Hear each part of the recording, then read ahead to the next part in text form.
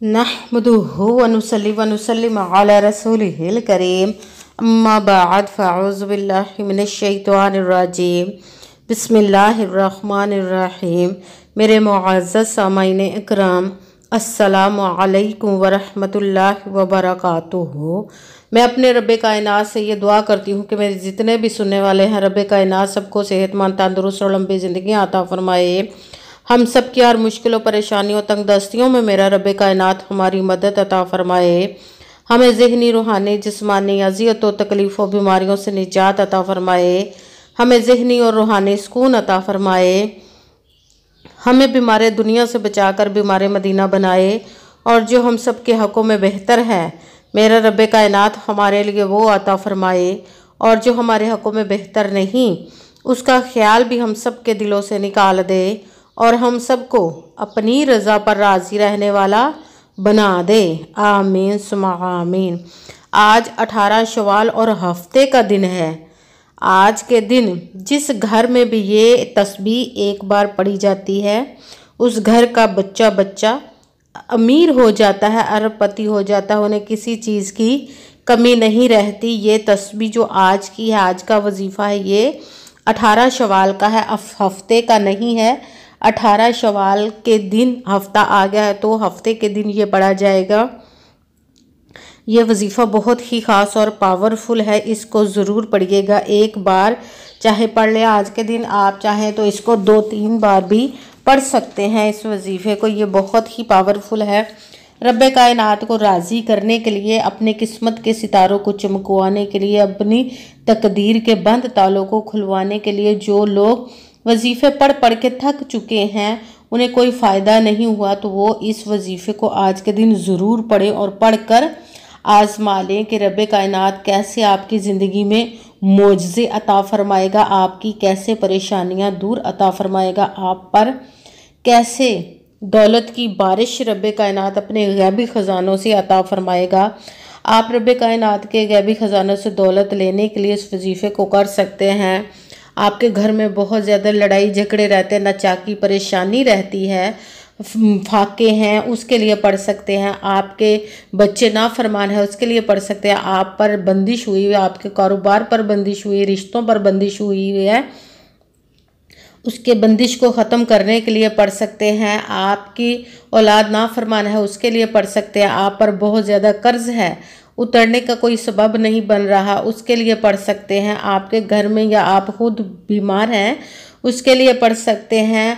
आपका अपना घर नहीं, घर ख़रीदने के लिए पढ़ सकते हैं।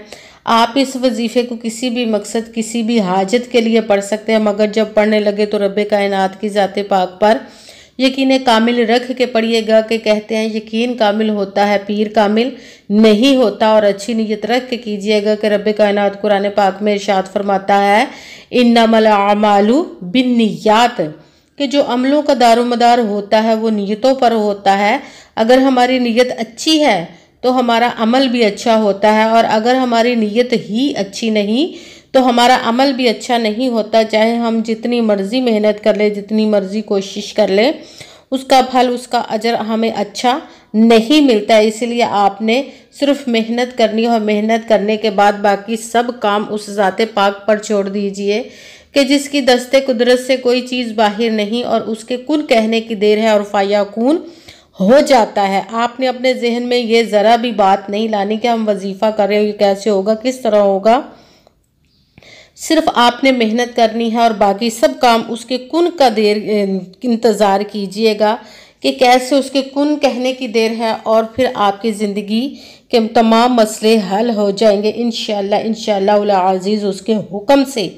आपको अगर वीडियो अच्छी लगे तो इसको लाइक कीजिएगा और आगे भी शेयर कर दीजिएगा, ताकि किसी दूसरे को हमारी वजह से फ़ायदा पहुँचे, तो हमारे लिए सदका जारिया बन जाए। और जो नए हैं इस चैनल पर, इस चैनल को सब्सक्राइब कर लें और बेल आइकन को भी दबा लें, ताकि मेरी अगली आने वाली वीडियो आप तक पहुंच सके। और अगर कोई मुझसे किसी मसले के बारे में इस्तिहारा करवाना चाहते हों, या किसी काम का हिसाब लगवाना चाहते हो, या किसी काम के लिए वजीफ़े का पूछना चाहते हों, या महफिल पाक के लिए बुलवाना चाहते हो, या कुरान पाक ऑनलाइन पढ़ना चाहते हो, तो व्हाट्सएप का नंबर वीडियो पर चल रहा है, आप लोग मुझसे रब्ता कर सकते हैं। اگر میرے بھائی یا بزرگ مجھ سے رابطہ کرنا چاہتے ہوں تو واٹس ایپ پر وائس میسیج کر کے اپنا مسئلہ بتا سکتے ہیں۔ اگر بہنیں یا مائیں مجھ سے رابطہ کرنا چاہتی ہوں تو واٹس ایپ پر وائس کال کر کے مجھ سے بات کر سکتی ہیں، اپنا مسئلہ بتا سکتی ہیں۔ آپ نے پوری ویڈیو کو سن کے سمجھ کے دھیان کے ساتھ توجہ کے ساتھ پھر وظیفے کو کرنا ہے۔ ایسا نہ ہو کہ آپ ویڈیو کو سکپ کر کے چھوڑ کے سنیں اور کوئی بات رہ جائے پھر آپ وظیفہ کرنے لگے اور وہ وظیفہ ٹھیک نہ ہو۔ آپ نے وظیفے میں نہ تو کسی لفظ کو کم کر کے پڑھنا ہے اور نہ ہی زیادہ بڑھا کر پڑھنا ہے۔ اگر اپنی مرضی سے کم یا زیادہ کر دیتے ہیں تو بھی وہ ہمارا وظیفہ ٹھیک نہیں ہوتا، اس لیے جس تعداد اور جس ترتیب کے ساتھ میں آپ لوگوں کو وظیفہ بتاؤں گی اسی تعداد اور اسی ترتیب کے ساتھ آپ نے اس وظیفے کو پڑھنا ہے۔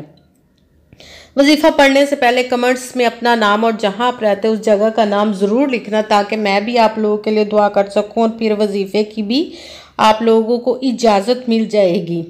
آپ آج کے دن اس وظیفے کو کسی بھی وقت پڑھ سکتے ہیں، کسی بھی جگہ پر بیٹھ کر پڑھ سکتے ہیں، گھر میں، آفس میں، مدرسے میں، مسجد میں، یونیورسٹی میں، شاپ میں، کہیں پہ بھی بیٹھ کر پڑھ سکتے ہیں، مگر جب پڑھنے لگے تو بالکل خاموشی، توجہ اور سکون کے ساتھ پڑھنا ہے۔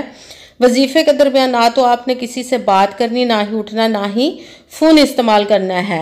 جب وظیفہ مکمل پڑھ لے تو ہی آپ نے کسی سے بات کرنی، اٹھنا یا کہ فون استعمال کرنا ہے۔ سب سے پہلے آپ نے ایک جگہ پر بیٹھ جانا۔ اگر کسی نماز کے ساتھ پڑھنا چاہیں تو بھی پڑھ سکتے ہیں، اگر نماز کے علاوہ پڑھنا چاہیں تو بھی آپ اس وظیفے کو پڑھ سکتے ہیں۔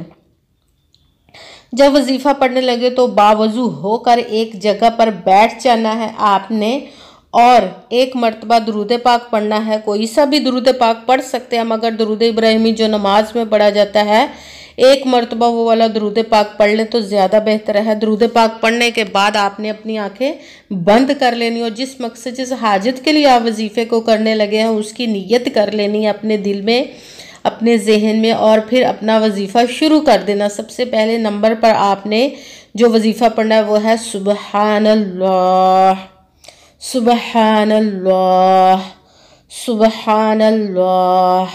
اس کو آپ نے 11 مرتبہ 11 ٹائم پڑھنا۔ پھر دوسرے نمبر والا وظیفہ الحمدللہ، الحمدللہ، الحمدللہ، اس کو آپ نے 11 مرتبہ 11 ٹائم پڑھنا ہے۔ پھر تیسرے نمبر پر جو پڑھنا ہے وہ ایک مرتبہ آپ نے اعوذ باللہ من الشیطان الرجیم، بسم اللہ الرحمن الرحیم، ایک مرتبہ پڑھ کے پھر آپ نے قرآن پاک کی سب سے چھوٹی سورہ کوثر پڑھنی ہے۔ اِنَّا أَعْطَيْنَاكَ الْكَوْثَرَ فَصَلِّ لِرَبِّكَ وَانْحَرْ إِنَّ شَانِئَكَ هُوَ الْأَبْتَرُ۔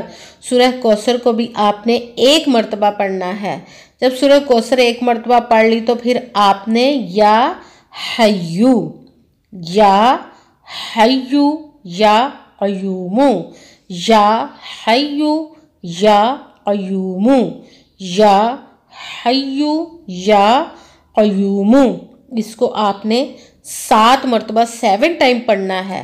سب سے پہلے ایک مرتبہ درود پاک پڑھا، اس کے ساتھ ہی پہلے نمبر والا وظیفہ سبحان اللہ، اس کو آپ نے 11 مرتبہ 11 ٹائم پڑھا۔ پھر دوسرے نمبر والا وظیفہ الحمدللہ، اس کو بھی 11 مرتبہ 11 ٹائم پڑھنا۔ پھر ایک مرتبہ اعوذ باللہ من الشیطان الرجیم، بسم اللہ الرحمن الرحیم پڑھ کر تیسرے نمبر پر سورہ کوثر ایک مرتبہ پڑھنی۔ پھر چوتھے نمبر والا وظیفہ یا حیو، یا قیوم، اس کو آپ نے 7 مرتبہ 7 ٹائم پڑھنا ہے۔ پھر ساتھ ہی ایک مرتبہ وہی درود پاک پڑھنا ہے جو درود پاک آپ نے وظیفہ شروع کرنے سے پہلے پڑھا تھا۔ جب درود پاک ایک مرتبہ پڑھ لیا تو اب آپ کا وظیفہ مکمل ہو گیا۔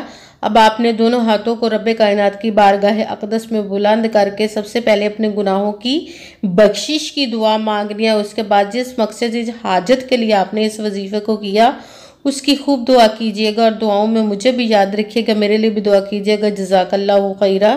جس مقصد جس حاجت کے لیے آپ نے اس وظیفے کو کیا، رب کائنات اپنے پیارے محبوب کے صدقے، اس پیارے پیارے ماہ مبارک کے صدقے آپ کی تمام نیک و جائز حاجات کو قبول و منظور عطا فرمائے، آمین ثم آمین۔ السلام علیکم ورحمۃ اللہ وبرکاتہ۔